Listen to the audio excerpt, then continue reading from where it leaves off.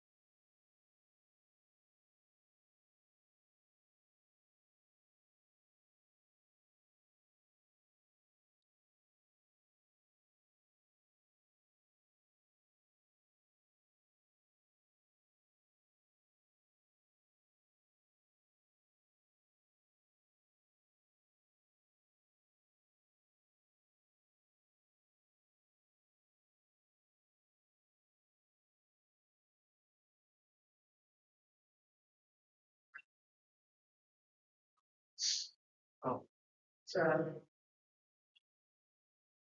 Now raise your hand if you said in your mind 9 or 10. Okay, now you know your friends. Okay, so it's a good number if you said 9 or 10. Oh, you didn't say 9. So who said 9 or 10? Is there anybody in the front row that said 9? Said 9, 10? Anybody over here say 9 or 10? You did. Okay, I'm gonna pick on you.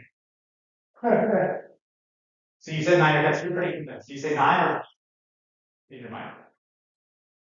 You just went 10. Okay. Go for it. Okay. So the question is, why is it immoral? Why is it extremely immoral? There's like the common of the word like there's significant issues down the road into things. Well, let's just say with the preventative maintenance have been taken. What if one or both of them had surgical procedures to further prevent possibility of conceiving a child? Would that have changed the number? No. Probably not a lot.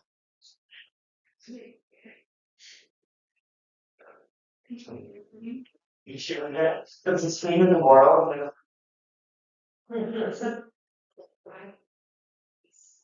Yeah, we're talking about this one. That's something you personally believe. That's extremely. Anybody else? Why is this? If you say extremely wrong, why is it extremely?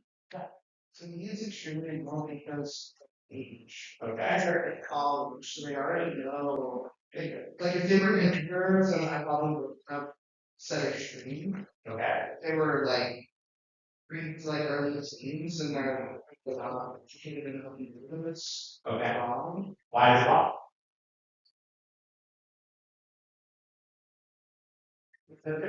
We're just not supposed to have sex with our family. You're getting so close to the right hand. Yeah. Your mouth is agape the entire time. Yeah. Why is it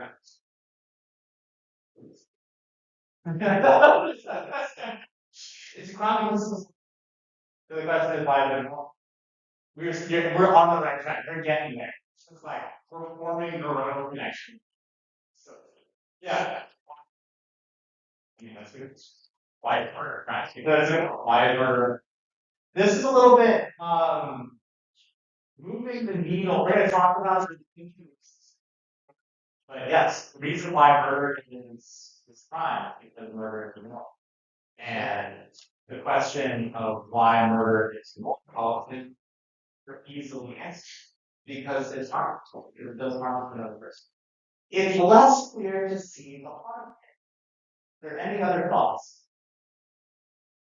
Yes. Doesn't inbreeding have any sense in making equality? It does, but that what is your motive?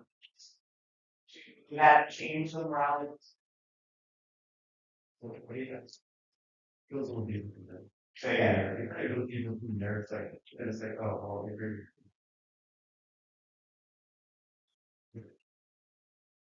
Right. We're so close. We're getting there.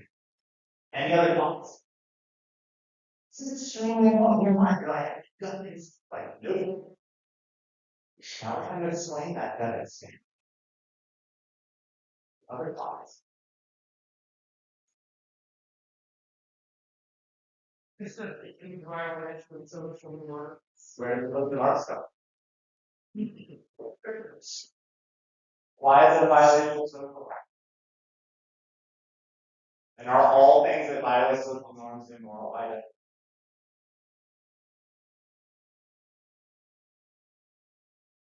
So there is a correct answer to this question. There is a correct answer, and we're circling around this. We're so close.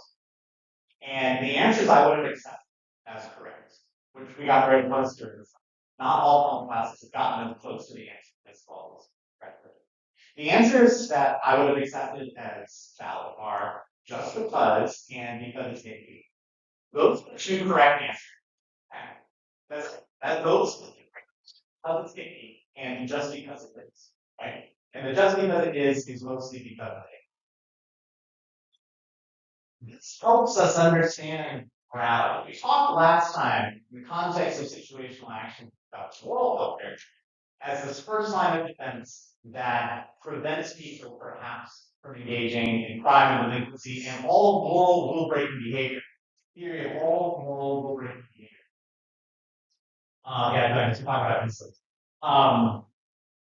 So this moral filter, that's the first line of defense, right? The key question is where does that morality come from? That's a really good question. Morality is really important.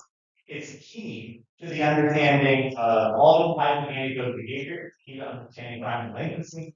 It's key to understanding, according to Clipchamp and others, it's like central to understanding as human society. Morality is basically the capacity. Morality is the capacity to distinguish right from wrong. We need this. We need the capacity to distinguish right from wrong because that's necessary for human flourishing. It's necessary for human society. If you have beings who can't distinguish right from wrong, you cannot have is impossible. So politics and religion are expressions of humans' moral psychology, our moral senses.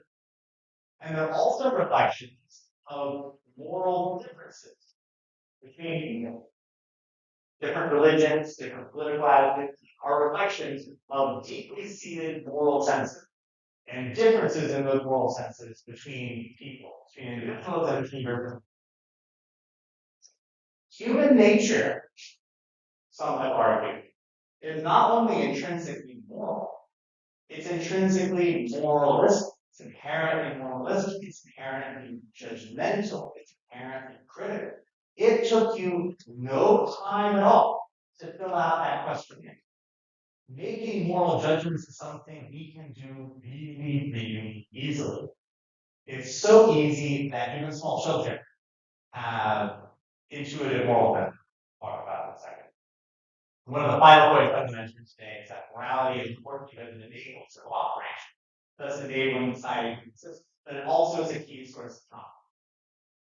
So these 3 points that I want to mention today are not really my own points, but they're points that have been made by moral psychologists, social psychologists who study morality of human beings and human society. The 3 key points that we're going to flesh out over the course of today. First is that intuitions come first, and strategic reasoning comes second. Intuition comes first, and strategic reasoning comes second. The second point is that morality tend beyond the notion of harm, which is something we mentioned in the context of murder. The notion of harm and the notion of fairness. Those are 2 key elements of morality, but human morality is more than that. And then the third is the answer, which is that morality binds people together, but it also binds source of conflict. We're going to talk about this first. The intuition comes first, and strategic reasoning comes second. So the question that we started with is where does morality come from? And there are 2 different schools of thought on this that come from philosophy, they come from metaphysics, they come from social psychology and evolutionary psychology, childhood psychology, and they're all different schools of thought, and any one of them might be right. but some of them are wrong. And we might be able to even combine a couple. The first school of thought is what's sometimes called native. Native is this idea that we're born with moral knowledge. We have moral knowledge that is ascribed to our hearts by God, or that is sort of like conditioned over millennia via evolution. We have come to develop moral senses via evolution. Same kind of idea in the sense that we're born with a moral sense. We're born with a moral sense. It could be a combination of these things. It could be a combination of God and evolution of mind. The idea is that we're born with something. We're born with a moral sense. The second school of thought is empiricism.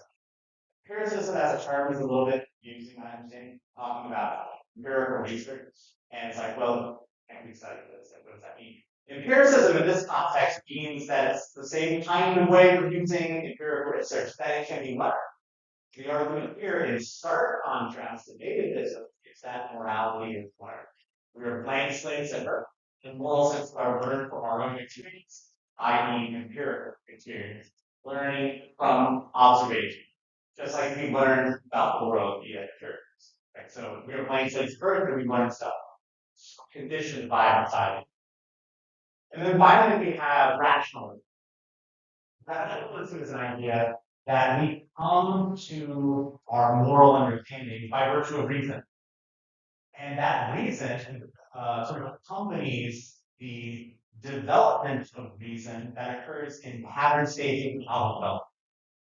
As children learn to reason, their moral sense accompanies that development. It's basically PJ.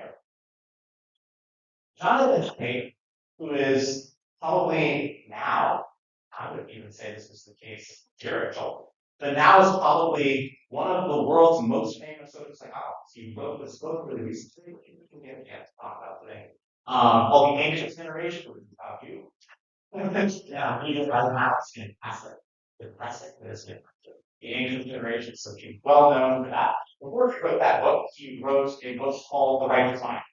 And he wrote a lot about moral psychology in the context of the still thinking about maybe a decade or so, which is also a fantastic book about the righteous mind.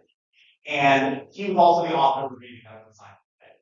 So one of his key contributions up to this point, maybe 10 or 12 years ago, was a forward school of thought as to where morality comes from. He proposed the idea of intuitionism. And he proposed the idea of intuitionism. Intuitionism, according to faith, is an innate moral sense that we're born with that's intuitive. And it's conditioned by learning.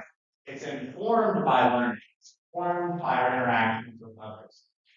We're certainly rational beings, he argues. We're certainly rational.